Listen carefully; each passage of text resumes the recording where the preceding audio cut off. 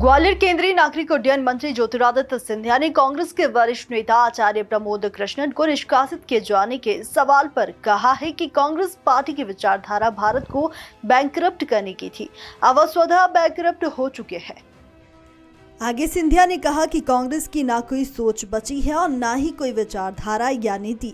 वह स्वतः की सोच लेकर आगे चल रही है और जो पार्टी भगवान राम के मंदिर की प्राण प्रतिष्ठा के आमंत्रण को नकारेगी कि उसे पूरे देश की जनता जिस तरह से पिछले 10 सालों से कांग्रेस को नकारती चली आ रही है, आने वाले लोकसभा चुनाव में भी जनता इस तरह कांग्रेस को नकारेगी। कांग्रेस पार्टी अब पूर्ण रूप से जिस पार्टी की सोच विचारधारा थी भारत को बैंकरप्ट करने के लिए, अब वो स्वतः ही बैंकरप्ट हो चुकी है।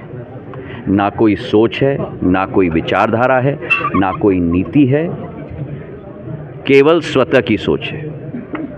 और जो पार्टी भगवान श्री राम के मंदिर की प्राण प्रतिष्ठा के आमंत्रण को नकारेगी, उसे पूर्ण देश की जनता आने वाले दिनों में जिस तरीके से 10 साल में नकारा है वैसे ही आने वाले दिनों में नकारेगी। मैं महाराज साहब के सानिध्य में भाजपा परिवार में वापसी कर रहा हूँ। वैसे महाराज साहब से तो मैं क्या, हमारा पीढ़ियों का संबंध है। मेरा परिवार पीढ़ियों से सदैव महाराज साहब के परिवार के लिए समर्पित रहा और सदैव महाराज के ही सानिध्य में हमने काम किया।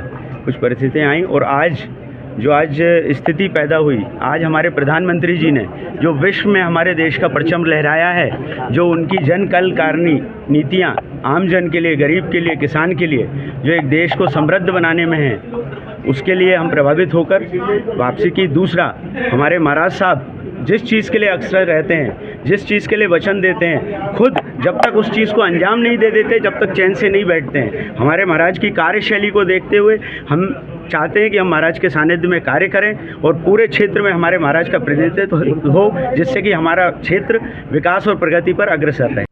उन्होंने कहा कि मध्य प्रदेश को प्रधानमंत्री नरेंद्र मोदी ने 7,500 करोड़ की सौगातें दी। इससे प्रदेश विकास की नई ऊंचाइयों को छुएगा। इस मौके पर कांग्रेस के नेता जयपाल यादव ने केंद्रीय मंत्री के समक्ष भाजपा की सदस्यता ग्रहण की और अपने परिवार के सिंधिया परिवार से रिश्ते को बेहद पुराना बताया। मृदुभाषी के लिए ग्वालियर से वेंकटेश की रिपोर्ट। वीडियो को लाइक करें, शेयर करें। मृदुभाषी से जुड़ने के लिए चैनल को सब्सक्राइब करें। नोटिफिकेशन के लिए बेल आइकन दबाना ना भूलें।